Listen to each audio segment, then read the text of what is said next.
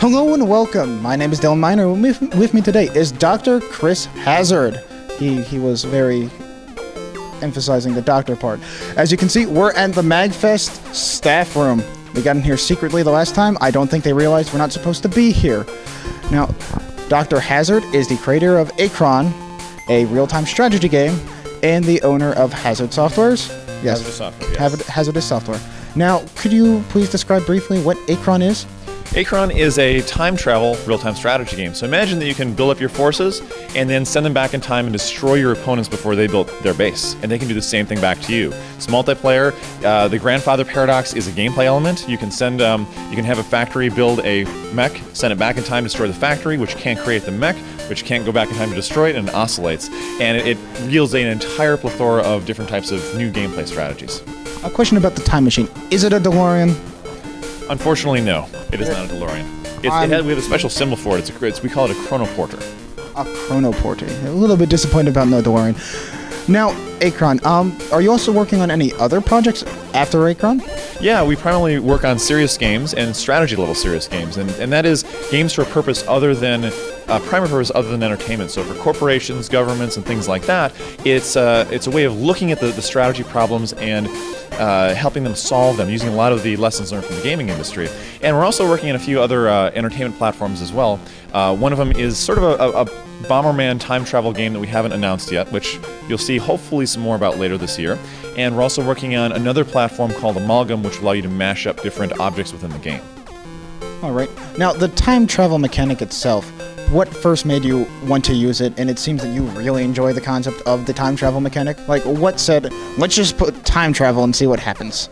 Back in 1999, I was in undergrad and having a conversation with a friend of mine at 2 in the morning or something like that. And he said, we were talking about the 3D RTS Homeworld, which is the first major RTS to really use a third dimension and make it interesting with that space. And he said, what if somebody made a 4D RTS? And I was going, that's kind of interesting. So I obsessed about that for a couple of weeks and decided to make a time travel RTS. And I worked through it on paper, and it sounded really fascinating, but I reasoned that it'd be probably a decade before computers got fast enough to do it. And I've been kind of a hobbyist game developer before then, so that became my hobby for about 10 years before we announced it.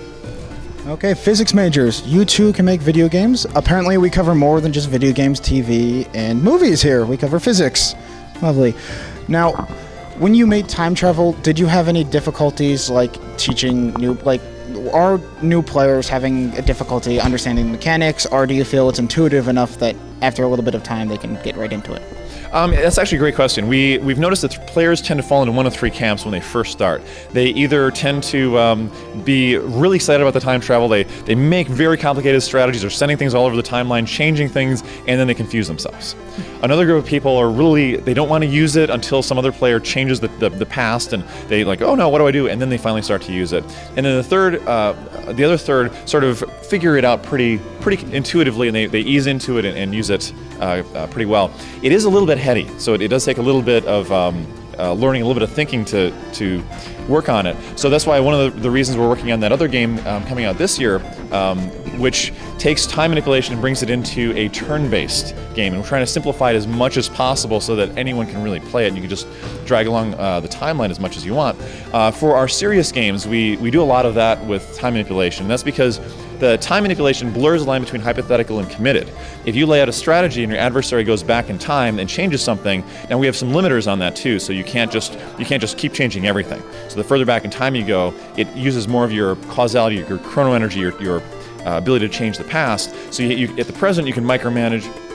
If you go far back 5-10 minutes in the past, you can only issue about 1 command per minute. So it's one thing you can do to make the timeline fall out the way that you want it to. And it leads to really good outcomes because you have somebody poking and prodding the strategy. Let's say you have a very fragile strategy. You just use all your resources to build everything, and then your opponent goes, oh, let me just fiddle with your logistics a little bit, and now this thing can't deliver this. It can't. You're out of resources, and your entire plan collapses. So it teaches people and shows people how resilient they need to make their strategies for real-world problems and modeling uncertainty. I'm not going to lie, I'm slightly confused, and my head hurts a little bit from all this time traveling. But you said that the time travel mechanics are in the games that you give to the companies and corporations? Yes. And the government? So time travel might be a thing. There's some hope here. And also, one thing I'll say to that is that what we deliver is not so much time travel, it's more time manipulation. Now, time travel, as far as I know, is not real or practical, or I tend to believe it's not even possible in the universe. But that's a whole other physics discussion. But the ability to sort of edit your plan dynamically, and we tend to think of it as the furthest point in the past you can access is really the present, and so it's planning out ahead in the future and editing that plan before it hits. all right.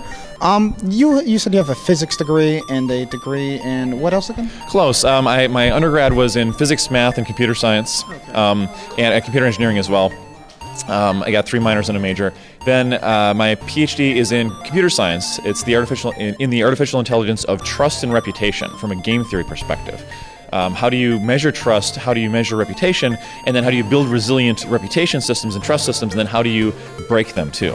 How do you game the system? And it turns out that a lot of it has to do with patience and how willing you are to delay gratification and enter in the system. I've also worked in warehouse robotics a little bit too. I started working on that in my PhD for combinatorial optimization. Game theory stuff is really important. It's nice to see that people are actually starting to look at it. And I'm honestly surprised that there was a doctorate program for game theory. That's interesting. Now, if you wouldn't have taken that, the physics was part of your degree, if you wouldn't have had that, would you have figured out this time travel mechanic? Or do you think that it would not have, Achron as it exists wouldn't exist today if you wouldn't have had that physics background? I think that more came from mathematics. In order to figure out the time manipulation, it was more things like functional programming, like thinking about ways to keep things consistent in one place and update them in other places. So it's much more in the computer science background than the physics. My physics background was mostly in undergrad. I've been sort of just interested in physics for a long time. And also one thing about game theory is that game theory didn't come from games. It came from economics. It's been studied for a couple of hundred years, particularly John von Neumann in the 1940s and 50s was one of the key people in designing it for deciding how to engage with nuclear warfare. And it's really the mathematics of strategy. That's very fun, nuclear warfare. Those were the origins of it. And then back in the 60s, the financial markets, but at that point, were still traded by it's a man's game. Smoking the cigar and it's all intuition. You got to know how to do it. And in the 70s and 80s, people started coming in with the game theoretic aspects, all of these mathematical modeling techniques about how do you participate in this market, and game theory and the mathematics of strategy really changed the finance entirely, and now we have all the computer trading algorithms that use that. And I feel, and I've been giving a lot of talks in the game industry about using game theory for game design, and my personal opinion is that we can use that and have a similar transformation effect in the games industry and make much better games. All right. Do you have any quick tips for those maybe wanting to become into video gaming but don't know exactly where to start, or again, you said I'm going to make a real-time strategy game of time travel to an extent. That's not something you do normally and get it done. That's out there. What would you say to those people who want to be out there, make whatever that they want to make? My recommendation for that would be to make a game. If you make games, then you are a game developer. It's that simple. And a lot of the tools today, it's pretty easy to make a game. But if you want to get into that, you have to make something that is compelling and interesting. If you don't have a $100 million budget to develop a game, develop it on the budget that makes sense. Come up with art that makes sense. Come up with game mechanics that make sense. If you're an artist, find a good programmer who has a similar vision to you. If you're a good programmer, find a good artist who has a similar vision to you, and start to build a little bit of a team and perhaps start it as a hobby and then see where it goes. The game industry is very competitive. So, be aware that when you release it, maybe nobody hears about it. You want to build something that is creative and interesting and really engages people. You don't want to make another game that is like everything else out there. You want to think of something that hasn't been done before. Well, thank you very much. Do you have any last comments or tips you can think of that you want to say to the people at home? Let's see. I think gaming has will have a lot of transformative impacts in the world in the future, especially with many people growing up being actively engaged, being used to dynamic feedback systems, and I'm really curious and interested to see how this is going to change society. We've had a couple of talks recently about how so much content is being tailored towards the individual as opposed to before, about any time in the past, where you had this mass media, everyone had this shared experience. Will these unique, diversified experiences bring us together or pull us apart? So it's just an interesting open question for everybody. It's a fun one. Thank you very much again, Dr. Hazard. This is MAGfest. Dylan Miner out.